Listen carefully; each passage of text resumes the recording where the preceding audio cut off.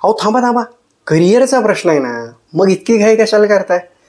आपण शाळेपासून आत्तापर्यंत नुसती घाई केली, घाई करत इतरांना फॉलो केलं आणि त्या बदल्यात आपल्या आयुष्याची दशा थोडीशी का होईना आपण भरकटलोच की. आत्ता तुम्ही ह्या व्हिडिओत आला याचा अर्थ करिअर एक तर तुम्ही निवडलेलं आहे म्हणून तुम्ही बघताय की खरंच कसं करिअर निवडायचं होतं, किंवा करिअर निवडल्यानंतर आता नेमका गोंधळ झाला आहे म्हणून तुम्ही या व्हिडिओपर्यंत पोहोचलाय. मात्र हा व्हिडिओ प्रत्येक त्या तरुणासाठी जो विचार करतोय की नेमकं आपलं करिअर आहे तरी कशात, किंवा आपण नेमकं करिअर निवडताना करावं तरी काय. आता होतं काय, शाळेतून आपण सुरू होतो स्पर्धेच्या युगात. मग आपले आईवडील इकडं जा तिकडं जा असं करत करत हा क्लास तो क्लास, हल्ली तर प्रचंड वेगळेच ट्रेंड आलेत. ह्या मुलांनी इतके क्लास लावलेत, तू सुद्धा एवढेच क्लास लावले पाहिजे. इकडं पळ तिकडं पळ, त्या पोराच्या आयुष्यात पळून पळून अशी दिशा बोगस होते की त्या पोराची दशासुद्धा बिघडायला लागते. म्हणून करिअर निवडताना मित्रांनो काही गोष्टी ह्या प्रचंड महत्त्वाच्या आहेत. मग आता त्या गोष्टी अशा सहजासहजी आपल्याला मिळतील का? तर मुळात नाही आहे.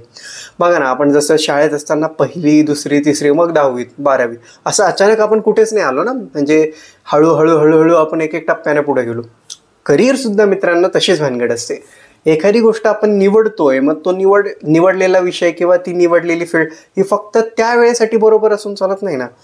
पायरीनं 1 2 3 4 5 असं करत करत ती एक प्रक्रिया आहे, करिअर इज अन प्रोसेस. पण आपल्याकडे ना याची व्याख्या इतकी संकुचित करून ठेवली आहे की यू आर अ सेटल. हल्ली मित्रांनो सेटल होण्याला कोणाला वेळच नाही आहे. खरी गोष्ट ही आहे की सेटलमेंट याचा अर्थ खरं तर फायनान्शियल स्टॅबिलिटीशी लावला जातो. आणि म्हणून करिअर निवडताना आमच्याकडं इंजिनियर झालं पाहिजे हा ट्रेंड पहिल्यापासून आहे, किंवा सायन्स लाईनमधून थोडंफार पुढं सरकत गेलं पाहिजे हा ट्रेंडसुद्धा बऱ्याच दिवसांपासून आहे. मात्र हल्लीची पिढी बदलली आहे. त्यांना तुम्ही जेनझी म्हणतात आणि त्या पिढीवर प्रचंड टीका करतात. हे बुरा अशीच नुसतं इन्स्टा रील्स पाहतात, स्क्रोल करत असतात. अहो मग लाईफ गॅदरिंग इव्हेंट्स काय, जीवनातले महत्त्वाचे मूल्य काय याची समज त्यांना मिळेल कशातनं? ती आम्ही काही लोकांनी संवादानं किंवा काही लोकांनी जाणीवपूर्वक करून दिली पाहिजे. मात्र सरळ टीका करणं, आमच्या काळात भाऊ आम्ही असं करायचो, आमच्या काळात आम्ही 4ला 5ला उठायचो, तसा काळ नाही राहिला. ते तुम्हाला क्रॉस क्वेश्चन करतात.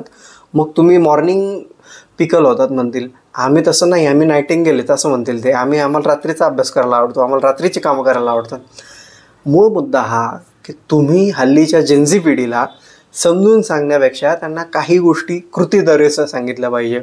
छोट्या छोट्या गोष्टी त्यांना समजून सांगितल्या पाहिजे, ज्याच्यातनं त्यांना नेमकं आपल्या आयुष्यात काय महत्त्वाचं आहे, प्रायोरिटी काय भावा, हे सेटल व्हायला वेळ लागत नाही. आता करिअर निवडताना आपल्याकडे इंटरेस्ट वाईज बरेच माणसं निघून जातात. म्हणजे काही लोक असं म्हणतात की चला मला क्रिकेट खेळायला प्रचंड आवडतं. अहो लहानपणी प्रत्येकाला क्रिकेट खेळायलाच आवडतं, त्याला वाटतं सचिन तेंडुलकरच झाला आहे तो. अहो पण तसं नसतं की. थोडं पुढं जात गेल्यावर कळतं की अरे हे तर लई बेकार कंडिशन आहे, इकडं ना आपल्याला स्कोप आहे ना कुठं आहे. 3 4 5 वर्ष स्टेट खेळल्यावर कुठं जातो रणजीमध्ये, मग पुढं काय व्हायचं. तशीच गोष्ट आहे, इंटरेस्ट नंतर जो फॅक्टर येतो ना तो आपण हल्ली लक्षातच घेत नाही. ॲबिलिटी, अहो आपली तितकी क्षमता आहे का? आपल्याला जर एखाद्या शिखरापर्यंत पोचायचं आहे पण आपल्यामध्ये तितकी शारीरिक क्षमताच नसेल तर आपल्याला सराव करावा लागेल. पण जर सराव करून सुद्धा ती क्षमता येत नसेल तर ॲबिलिटी आपल्याकडं नाही आहे, त्यामुळे आपल्याला थोडं थांबावं लागतं. आणि सगळ्यात महत्त्वाचा घटक मला वाटतं ह्या इंटरेस्ट नंतर जो ॲबिलिटीचा आहे तो त्याच्याही नंतर महत्त्वाचा जो घटक आहे तो म्हणजे अपॉर्च्युनिटी.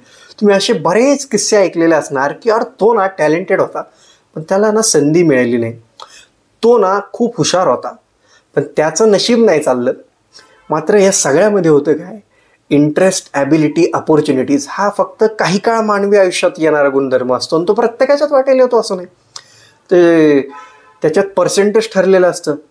काहींच्या वाट्याला तो आयुष्याच्या पहिल्या काही वर्षातच येतो, म्हणजे अगदी ग्रॅज्युएट झाल्यानंतर येतो, तर काहींच्या आयुष्यात 40-45 नंतर येतो. आता इंटरेस्ट, त्याच्यानंतर ॲबिलिटी आणि त्याच्यानंतर असलेला महत्त्वाचा घटक अपॉर्च्युनिटी, हे जुळवत अनेकांचे आयुष्य कापतात. मात्र त्यांना ते काही जमत नाही. कारण मूळ मुद्दा हा असतो की तुमचा इंटरेस्ट हे तुमचं प्रोफेशन बऱ्याच जाऊच शकत नाही. याची गडबड अशी आहे ना मित्रांनो की पॅशनेट या शब्दाचा अर्थ आम्ही लई चुकीचा घेतला आहे.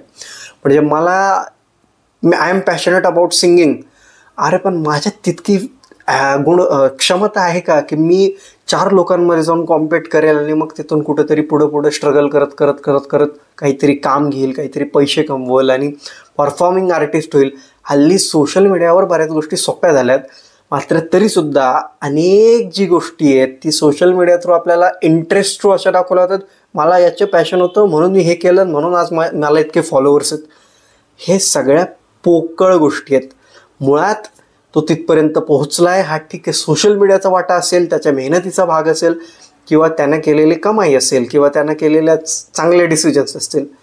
महत्त्वाचा मुद्दा हा आहे की प्रत्येकाचा इंटरेस्ट हे प्रोफेशनमध्ये नाही बदलू शकत. म्हणजे मला कुकिंग आवडतं तर मी घरी चांगलं बनवून बनवून देऊ शकतो, मात्र मी सरळ हॉटेल नाही टाकणार, किंवा मी सरळ एखादा चांगला शॉप किंवा फ्रँचायझी टाकून माझं स्वतःचं कौतुक होईल किंवा मी स्वतःच बिझनेसमन होईल या भावातनं टाकत नाही.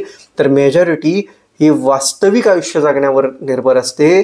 म्हणजे इंटरेस्ट हा कधीही प्रोफेशन बनू शकत नाही असं नाही, मात्र ते चान्सेस असतात ते रेअर असतात, ते चान्सेस कमी असतात. आणि जर तिथपर्यंत पोहोचायचं असेल तर सलग आपल्याला तितकी मेहनत घ्यावी लागते, कन्सिस्टंटली आपल्याला ते काम करावं लागतं. मात्र आपल्याकडे इतकी घाई झालेली असते की आपण त्याच्या आधीच अनेक करिअर बदलतो. आणि म्हणून काही डेफिनेशन्स आहेत करिअर बाबतीत, ते असं म्हणतात की सेक्टर्स ऑफ एक्सपेरिमेंट्स, म्हणजे विविध क्षेत्रांमध्ये आपले स्वतःचे प्रयोग. म्हणजे आपल्याला हे जमतंय का, ठीक आहे बाबा, नाही जमत का. बघा सचिन तेंडुलकर सारखा माणूस, त्याला गॉड गिफ्टेड, त्याला कळलं की 5व्या-6व्या वर्षाला आपलं क्रिकेट खेळायचं आहे. तो माणूस आयुष्यभर तेच करत राहिला, पण ते त्याने डेडिकेटेडली केलं म्हणून तो तिथपर्यंत पोहोचला. पण त्याला ती एक प्रोसेस आहे. मात्र प्रत्येकजण सचिन तेंडुलकर नसतो की त्याला 4व्या-5व्या वर्षी माहिती आहे की मला भाऊ सायंटिस्ट व्हायचं आहे, मला भाऊ असं करायचं आहे, मला काहीतरी वेगळं व्हायचं आहे. हे प्रत्येकाला नाही कळत. म्हणून 3 क्षेत्र, 4 क्षेत्र, 5 क्षेत्र, 7 क्षेत्र, 8 क्षेत्र, बऱ्याचदा असं होतं आपल्या प्रयोग करावं लागतात. मात्र प्रयोग करणं म्हणजे असं नाही की चला बाबा सगळे क्षेत्र ट्राय करून पाहिले मग आता एक न धड धारावर चिंध्या, अशी अवस्था नाही झाली पाहिजे. म्हणून इंटरेस्ट, त्याच्यानंतर येतं आपलं ॲबिलिटीज, आपलं मूल्यमापन आपण केलं पाहिजे की यार खरंच मी या क्षेत्रासाठी बनलो आहे का, की खरंच माझ्यात ते गुणधर्म आहेत का. मला मार्केटिंगमध्ये जायचं आहे, मला चांगलं बोलता येत नसेल, मला समोरच्याला कन्व्हिन्स करता येत नसेल, मला मार्केटमधला रिसर्च माहीत नसेल, तर मी कसं त्या क्षेत्रात जाऊ, किंवा मग मला जर तिथं जायचं आहे तर मला काय केलं पाहिजे, आणि मुळात कुठल्या क्षेत्रातनं तिथपर्यंत जाऊ शकतो. ह्या गोष्टी जर आपल्याला कळत नसतील, या गोष्टी जर आपल्याला स्पष्ट होत नसतील, तर आपल्याला काय येतं, आपल्या ॲबिलिटीज काय, हे शोधण्याची गरज आहे. आणि मग शेवटचा भाग अपॉर्च्युनिटीज. आता ह्या कधी निर्माण केल्या जातात काही माणसांसाठी, किंवा काही माणसं स्वतःहून निर्माण करतात. तर काही माणसांसाठी निर्माण केल्या जातात याचा अर्थ असा आहे की एक अशी व्यवस्था आहे की जिथं काही गोष्टी या आपसुकच तयार होत असतात. म्हणजे बघा ना, आपल्याला चांगलं बोलता येत असेल तर आपल्याला चांगली व्यासपीठे मिळतात, काहींना राजकीय सभा मिळतात, काहींना कुठेतरी ट्रेनिंग सेशन्स वगैरे, कॉर्पोरेट सेशन्स मिळतात. आता हा त्याच्यातला भाग झाला. मात्र हे कधी ज्यावेळेस तुम्ही जगाला दाखवाल की आमच्याकडे हे देण्यासाठी आमचं प्रोडक्ट असं आहे, तुम्हाला हे मिळणार आहे, जग खुश होतं, तुमच्याकडं लोक येतात, तुम्हाला आपोआपच संधी मिळते. मात्र काही वेळेस त्या स्वतः निर्माण करायला लागतात. समजा नाही होते एका गोष्टीतनं काहीतरी, मग आपण विविध प्रकारे हात मारले पाहिजे, वेगवेगळ्या अँगलला आपण विचार केला पाहिजे की समजा माझा व्हिडिओ नाही चालला तर का नाही चालला, समजा मी ह्या व्हिडिओमध्ये हा कंटेंट द्यायला पाहिजे होतं का, नाही दिला, नाही चालला, ठीक आहे, वेगळ्या पद्धतीनं पाठवू.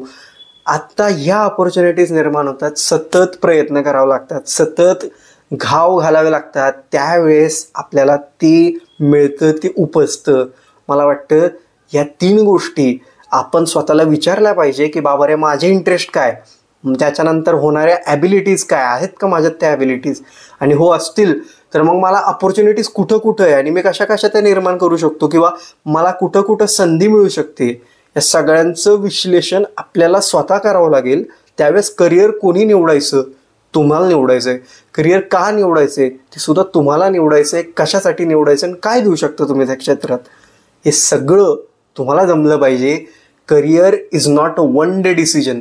तुम्ही जितके डिसिजन्स बाहेर एखाद्या वेगवेगळ्या गोष्टी घेण्यासाठी घेतात, तेवढ्या म्हणजे करिअरचा डिसिजन घेण्यासाठी तुम्ही साधारणतः 8 दिवस, 10 दिवस, महिनाभर तुम्ही त्या गोष्टीबद्दल विचार केला पाहिजे, त्या गोष्टीबद्दल साधक बाधक चर्चा केली पाहिजे. तर तुम्हाला तुमच्या इंटरेस्ट, त्या ॲबिलिटीज आणि त्याच्यानंतर खरंच तुमचं प्रोफेशन तयार होत असेल तर अपॉर्च्युनिटीज काय हे तुम्हाला क्लिअर होतं. मला गाता येतं पण मी गायक नाही होऊ शकत कारण माझ्यात तितक्या ॲबिलिटीज नाही आहेत. मी थोडाफार एंटरटेनिंग गायक होऊ शकतो, मात्र मी गायकच होईल हे स्वप्न मी नाही पाहिलं पाहिजे कारण माझ्या ॲबिलिटीज त्याच्यात नाही आहेत. माझ्या ॲबिलिटीज वेगळ्या क्षेत्रात आहे. हे जसं मला कळू शकतं तसं अनेकांना अनेक गोष्टींबाबतीत कळू शकतं. हे उदाहरण दिलं, बघा पटतंय का? पटलं तर लाईक करा, सबस्क्राईब करा आणि लवकरच वेगवेगळे व्हिडिओज वेगवेगळे विषय तुमच्यासाठी घेऊन येऊ की. धन्यवाद भावांनो.